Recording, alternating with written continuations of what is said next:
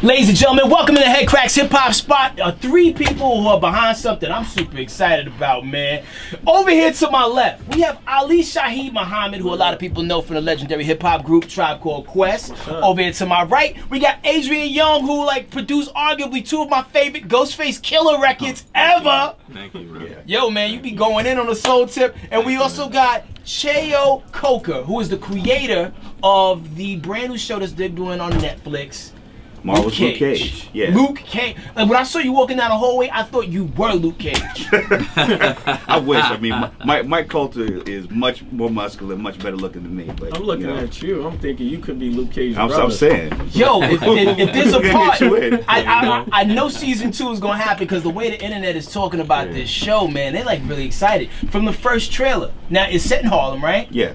Now, is it set like in like current Harlem, where like it's kind of like white, or is it like set like in Harlem the way we remember? Like, no, it's set in current Harlem, and actually, it's great that you mentioned that because that's one of the points of the show. It's about, you know, the current Harlem and the old Harlem simultaneously in terms of you have gentrification happening, and it's a plot point in terms of what happens with Mahershala Ali's character Cottonmouth, in addition to Alfre Woodard, who plays his cousin. She's also a local politician. And so you got their whole thing happening in terms of trying to preserve the old Harlem, and then at the same time you've got this character who Luke Cage. It's kind of basically a black hip hop western, because you got the mysterious man with a past who's trying to lay low and kind of run from his past, and then he comes into this town. A lot of stuff's happening, and then he has to decide very quickly: am I going to get involved? Or am I not going to get involved? And Harlem's Paradise, which is the nightclub that Cottonmouth owns, is kind of like the, you know, is basically the saloon, you know, and you know, Lenox Avenue is kind of like, you know, the dusty main town square where the showdown happens. Nice. And so what I always say is that the powers belong to Marvel, but it's the real world. It's not Metropolis. It's not Gotham City. It's Harlem. That's what's always dope about the Marvel joints, the fact that it makes it more real, because like, oh, you know, it's not like Any Coast USA. It's like, you know, this is going down in New York City. And you guys got two of the dopest, you know, musicians that you could possibly have to, you know, paint the background tale for this, man. So like, you know, because like when you think about great shows, New York Undercover, people always love not only just the storylines, but the music and also the fashion.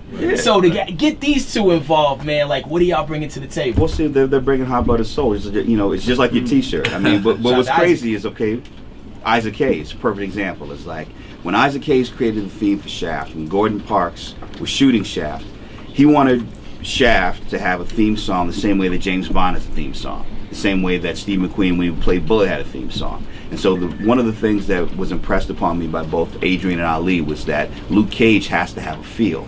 Not only is it about, you know, the world and building an authentic world, that he has to have a musical theme. And that was one of the things that Adrian, particularly with Black Dynamite, and also when you listen to the Ghostface records that he did, you know, you listen to those records and it's like watching a movie.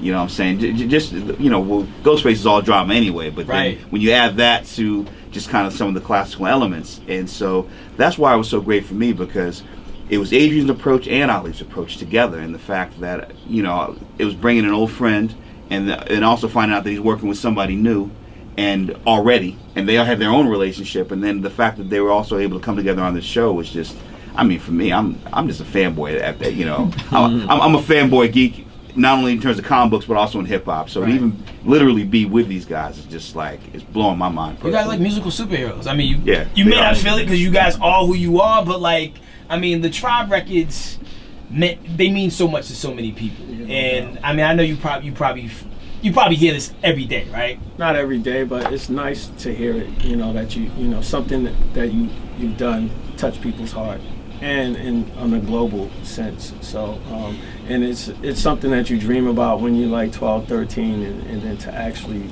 be able to do it, it's hard to bring to words.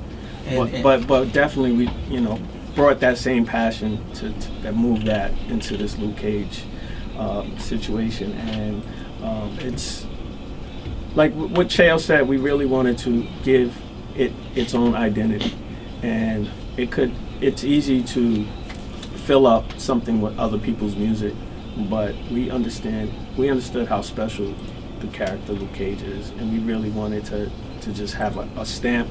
And both Adrian and I, we really wanted to sort of send a message to specifically Hollywood, but to the world that, you know, hip hop is really special and is such a untapped wealth of creative people there. You know, you think of just making music as drum machines, beats, synthesizers, but it's a lot more to that, and there's a lot more creativity to it. So that's what we brought to it. And Adrian, like, I mean, like, you feel the soul, like, you bringing the soul back to music as well. Like, I mean, not only with the Ghostface record, there was a record that you did for a young lady.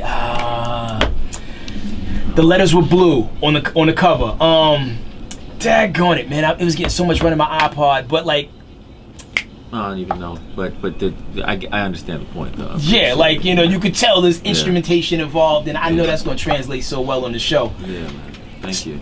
So looking at this whole, like, the thing is going to play out in the Marvel Cinematic Universe. There is a world that exists on television, you know, like the Daredevil and the Jessica Jones on Netflix. Will this ever cross over into the cinematic universe as well? Well, we acknowledge the cinematic universe. Like, basically, you know, when you saw the Avengers, right, the first Avengers movie, when all that craziness happened, you know, in Midtown Manhattan, that is now referred to on the television shows as the incident.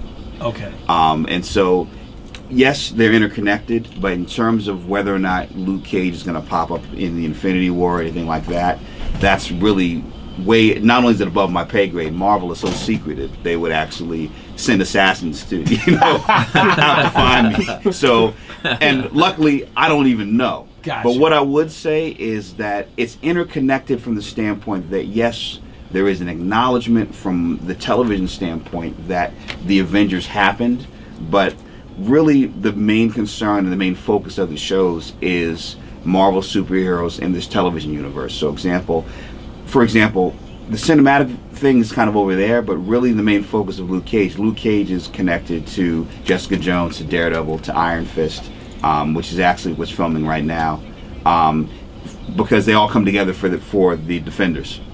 And so it's just that between all the different characters kind of coming together, it's you know, basically what it's like. It's like a perfect musical analogy. It's the same way that when you have native tongues, any member of the native tongues can show up on one of the records, and that's kind of what happened with the music universe, is the fact that it's like, you know, you could have Buddy on the De La record, you can have Doing Our Own Thing on the Jungle Brothers record, you can have, you know, I'm Gonna Do You. It's like everyone kind of walks over, you know, who's at Calliope, who's recording, let me go over here. That's kind of what it's like in terms of the Marvel Cinematic Universe, is that it's all interconnected in that way. So that's why characters pop up, like, you know, Claire Temple as Rosario Dawson pops up in Daredevil, but then she plays a major role, I can reveal that much, on Luke Cage.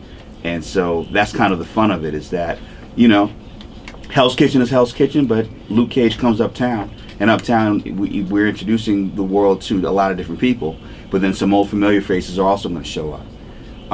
But that's the thing, man. It's like, if you're a geek like I am, just to kind of see these things done and done right is, like, for me, just watching the Frank Miller version of Daredevil kick so much behind, and then at the same time watching Brian Michael Bendis' Alias come to life as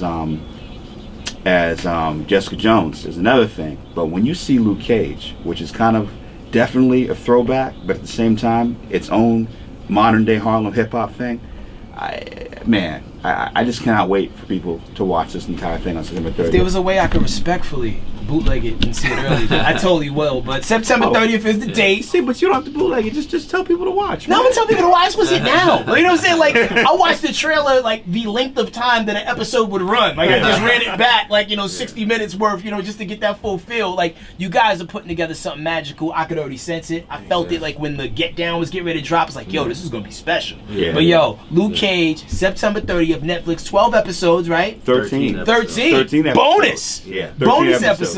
But like, not only is the 30th the day that the show's dropping, it's also the day the soundtrack's dropping. Tight. So it's actually it got pushed to the next week. So the soundtrack, the scores and the soundtrack's gonna be on the 7th.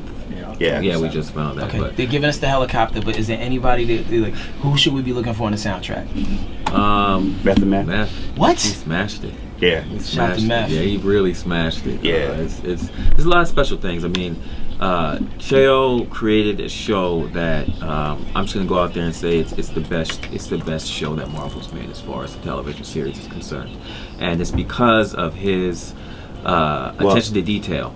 I won't say it's the best. I'll say that I'm happy to be working with everybody. But all of them all the shows are great. But then everything. The last thing you do should be your greatest. Absolutely. So everything that they're doing is just getting better and better. And because the episodes were so good, it just put Ali and I in a position where our minds were endlessly fertile to create music. Like they just gave us the authority to go where we wanted. With music. I mean, I can't believe some of the stuff that they allowed us to do with music. And then we had a full 30-piece orchestra conducted by our dude Miguel Atwood Ferguson. So like, imagine the filthiest hip hop breaks being scored to Luke Cage for right now. You know what I'm saying? Through the scope of what hip hop has taught us. Hip hop taught us that these breaks is dope.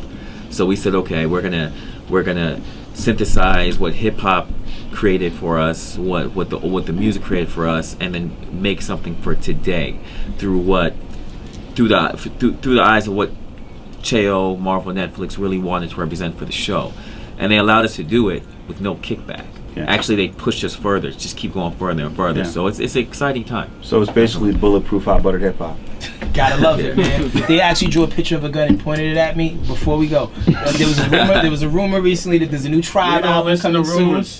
Is there a new Tribe album coming? I can't comment. Oh man, that's terrible if you can't comment, because they was making it sound like it's definitely going down. I can't comment. Okay, cool. And I was trying to read your Shroud of body language. secrecy, I don't know. Because Ali's been working with Marvel for long enough to know that when you reveal it, and you don't talk about it until it's talked about. Thanks, Marvel. You taught me a lot. You guys are a secret society of secret keepers. One time for Ali Shaheed Muhammad, Cheo Coker, Adrian Younge, Luke Cage, September 30th, Netflix. Not in your barbershop, Netflix.